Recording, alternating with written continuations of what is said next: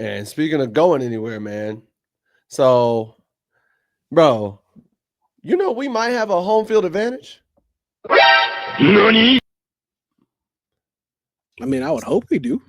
Nah, so let me break it down. So I saw a list and it was talking about how UNC may have a home field advantage based off the opposing quarterbacks we face at home this year.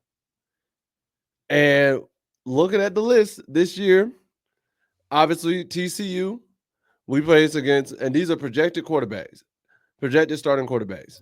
TCU, we play against Josh Hoover. Richmond, we play against Kyle Wickersham. Obviously, Cade Klubnik with Clemson.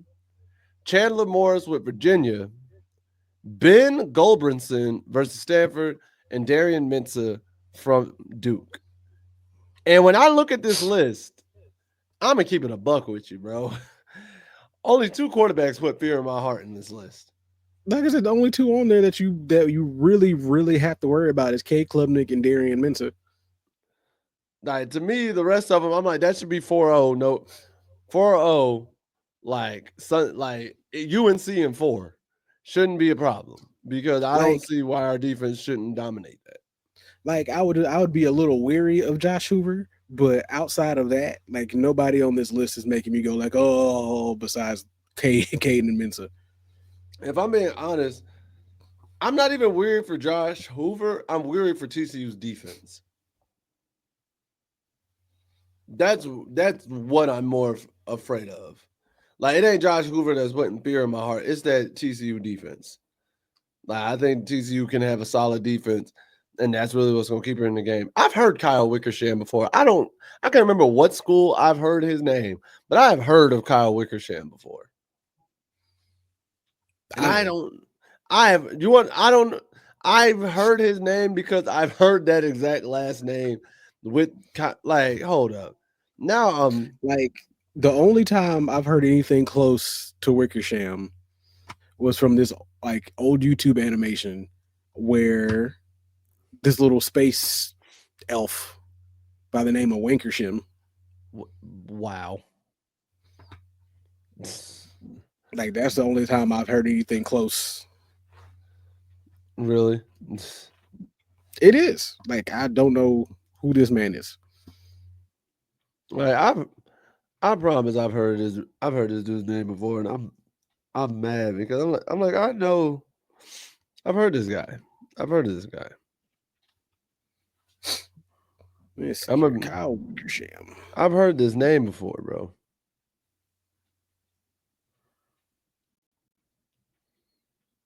But yeah, no, I have no idea who this man is.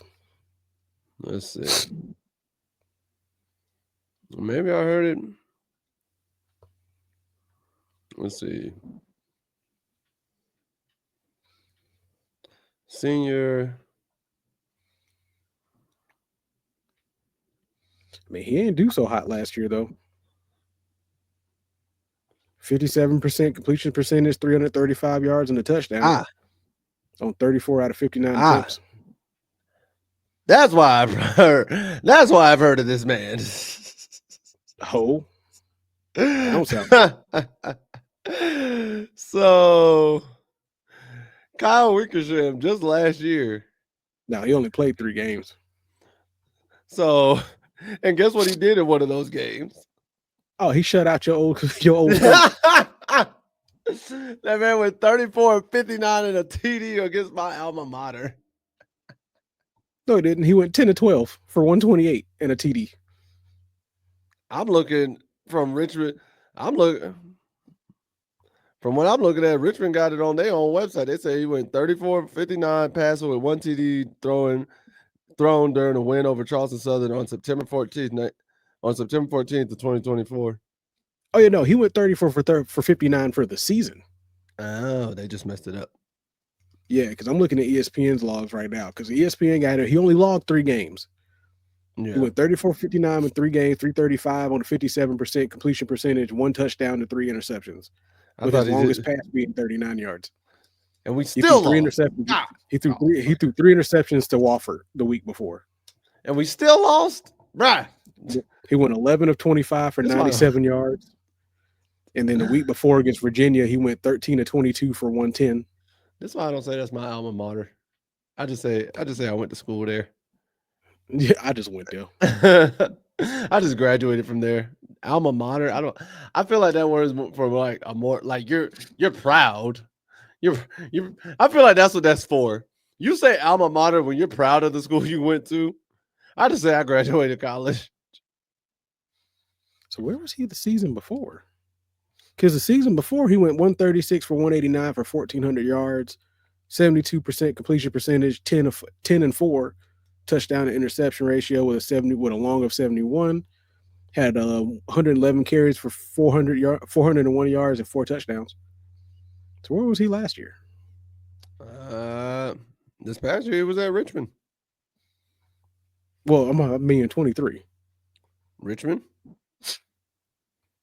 Okay, I guess he just got benched then. I guess. Yeah, he was a redshirt 23. Let's see, redshirt sophomore, saw action in 10 games, threw 188 passes for 100 completions, totaling 1,396. He led the FCS in completion percentage. And then lost in the second round at Albany. He was voted Capital Cup MVP. Wow. Like I said, I've heard his name before. I've heard of Kyle Wickersham. Yeah, no, that's the first time I heard of him. You gotta up your game, man. Do I though? Yes, you do. Do I have to know about an FCS opponent? Yes, you do. I don't think I do. I think you do. I don't think I have to know about money games. Why would you not respect the FCS? That's where Gio's coming from. That doesn't sound right. South Alabama's an FBS school. No. They used to be. They used to be FCS. They used to be, but they're not now. They used to be. Yeah, the reason why I remember that because South Alabama's at least been in an NCAA game and they hardly ever have any FCS schools in there outside of like the little random ones you play. FCS Southwest, FCS Mid North. I know South Alabama's been in there for a minute, so I'm like, no, they've been in FBS school for a little minute. Only reason he knows about the FCS schools is because he always struggles with them for some random reason. That ain't true. Okay, a third of the time. That's a real high percentage still. It's not half. It's not half. It's a real high percentage. Now, the reason why I say I'd be wary of Josh Huber, just the reason why I say be wary about it. Because last season he went 313 for 471, 66% completion percentage for just under 4,000 yards last year, 27 and 11 interception to touchdown ratio with a quarterback rating of 151. I don't fear no man whose name is a vacuum.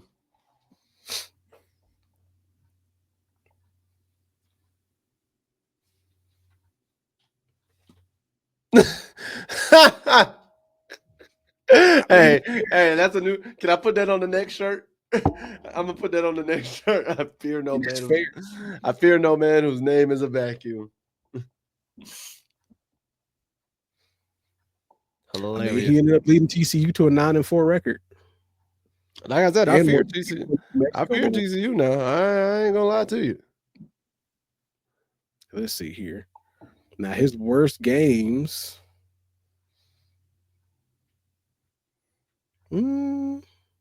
His worst game was against Cincinnati.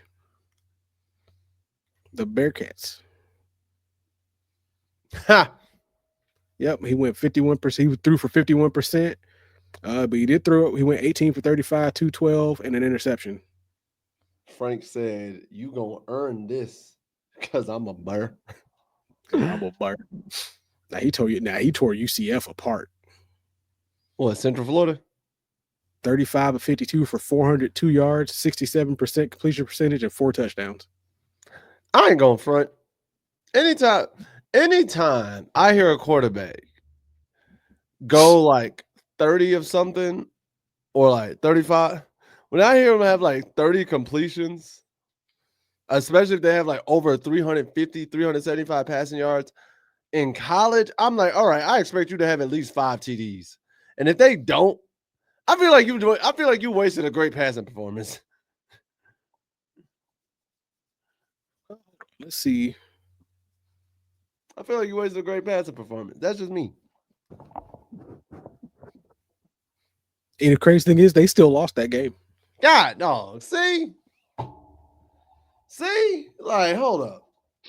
Oh, brother, this guy stinks. They lost that game, but they lost that game by a point. It was 35-34. You know what? Oh, brother, this guy stinks. Because at first I was about to say, like, okay, maybe they had a decent rushing attack. Nah, rushing attack was non-existent. Non-existent. They had a total of 17 carries for 58 yards. You said they lost 35-34? 35-34. So I can't even say the defense had a bad day because that's what I would have like. I'm anticipating my offense if they passing like that. All right, they got at least 45. Let's see here, because UCF went 11 of 16 from third downs, 519 total yards, 230 through the air, and 289 on the ground. You said UCF had 500 yards? Yep. TCU gave up 519 yards. Hold up. TCU gave up 519 yards. And what was TCU on third down? 10 of 15. And so both defenses couldn't stop them to save their life on third down. Y'all defenses just didn't show up that day. Let's see here. Other problem is TCU also gave up 10.5 yards per pass on 22 attempts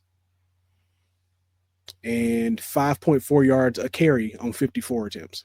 Oof.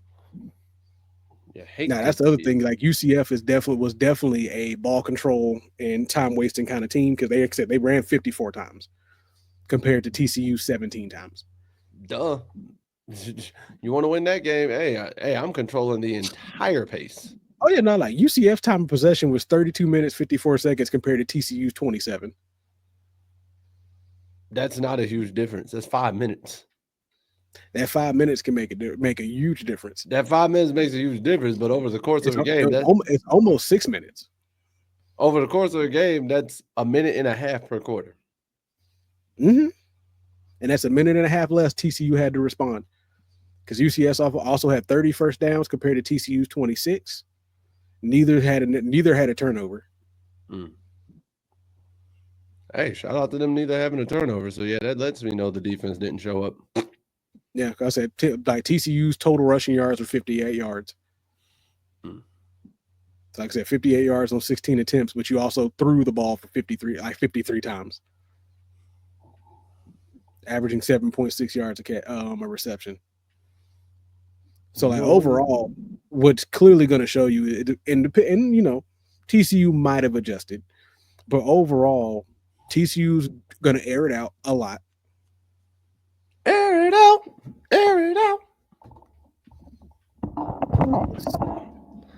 And I got hot stuff airing it now. Who is that? I don't know. You tell me. Like I just never seen LIU before. It was Long Island University. But yeah, so outside of Long Island University, outside of Long Island, the second lowest passing game that he had was against Arizona, where he only threw 26 times. So Long Island, he threw 25. And what happened in Long Island? Was it in December?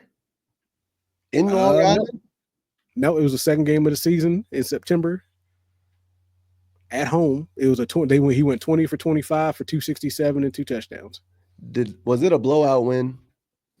Yes, it was. Okay, there it is. He got sat down early. 45-0. Okay, he got sat down early. I was like, wait. I was like, second game of the year, he threw for 25 times. Had to be a blowout, like where he got sat down early. Like I said, outside of that game, the only game he threw less than 30 times was against Arizona, where he threw 26 times. All right, cool. and that was a 49-28 win. So he was 19 for 26 for 252, 73%, and one touchdown, one interception. Word. But he was also sacked 3 times. Oof.